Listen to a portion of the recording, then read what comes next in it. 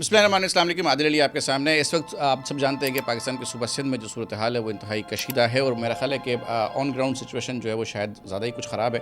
पाकिस्तान में इस वक्त दरियाए सिंध पे बनाए जाने वाले कैनाल्स को लेकर सिचुएशन काफ़ी गंभीर भी है और सूबा सिंध आपको पता है कि पानी का अगर मसला होगा तो सूबा सिंध में बहुत शदीद उसके मसाइल नताए जाएंगे। लेकिन इस वक्त जो अमन अमान की सूरत ख़राब हो रही है, बिलखुसूस जब भी नौशेर और फ़िरोज़ और नमोरों में जो वाक़यात पेश आएँ, मैं उन पे एक गैर जानिबदाराना तबसरा अपना देना अपना इंसानी फ़रीज़ा समझता हूँ, पाकिस्तान के शहरी होने का फ़रीज़ा समझता हूँ और एक being Sindhi resident and Sindhi speaker भी अपनी राय देना ज़रूरी समझता हूँ, क्योंकि हो सकता है कि बहुत सारी बातें ऐसी हो जो कि आपको पस अंदाज़ समझ ना आती हो। देखें, मैंने पिछले दिनों में अपने एक सोशल मीडिया अकाउंट पर लिखा था कि सिंधी ज़रूर थे पर इस्तेमाल न थे।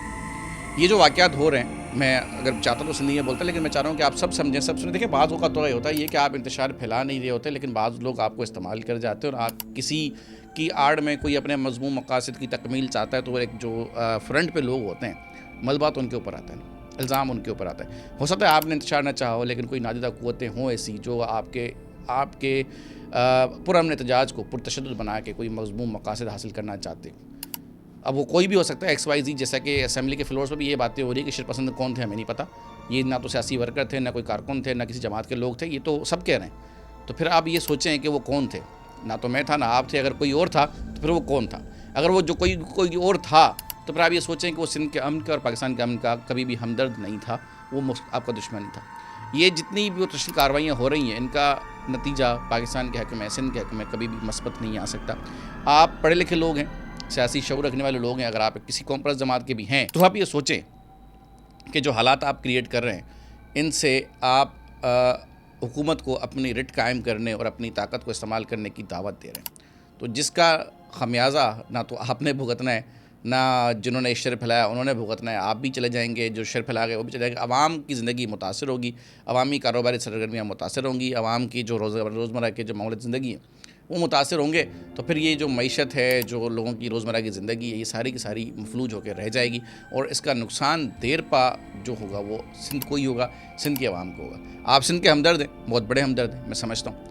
आपके जज्बात मुझसे ज़्यादा होंगे, शायद मैं उर्दू अच्छी बोल लेता हूँ, आप सिंधी अच्छी बोल लेते हो, मेरी सिंधी अच्छी ना हो, पर तीसरे के तो माँ शायद ताँ खवादी की सिंधी हो जा।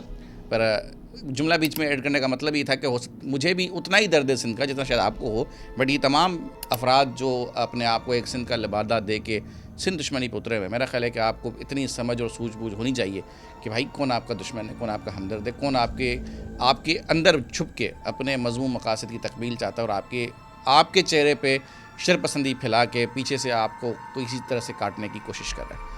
अपने दुश्मनों को पहचानें, अपनी सफ़ों में मौजूद लोगों को पहचानें। सिंध के साथ मोहब्बत आप बाद में भी करते रहिएगा, पहले भी करते रहे, बाद में भी करते रहिएगा, अभी भी करें, लेकिन इसको एक ऐसी रेड लाइन ना बनाएं कि हुकूमती रिट ज़बरदस्ती आपके ऊपर कायम हो। फिर ये ना तो आपके बस में रहेगा ताकत का जिन किसको आप कंट्रोल कर सकें, ना फिर ये होगा कि आप किसी तरह से बाद में होने वाली किसी कार्रवाई को रोक पाएंगे। हो सकता है फिर कैनाल भी बन जाएँ, बाद में जो भी होगा उसकी ज़िम्मेदार फिर आप ही होंगे, क्योंकि मैं समझता हूँ कि ये जो इस वक्त सिचुएशन आपने क्रिएट की है पुरतशद्दुद कार्रवाइयों वाली, ये कहीं पे भी किसी भी तरह से मस्बत तरीके से एंड होती मुझे नज़र नहीं आती। इसका नुकसान सिंध को ज़रूर होगा, पाकिस्तान को ज़रूर होगा, फ़ायदा कोई भी नहीं होगा। अगर आप समझ सकें तो मेरा ख्याल है बहुत कुछ बोल दिया है मैंने। बहुत शुक्रिया।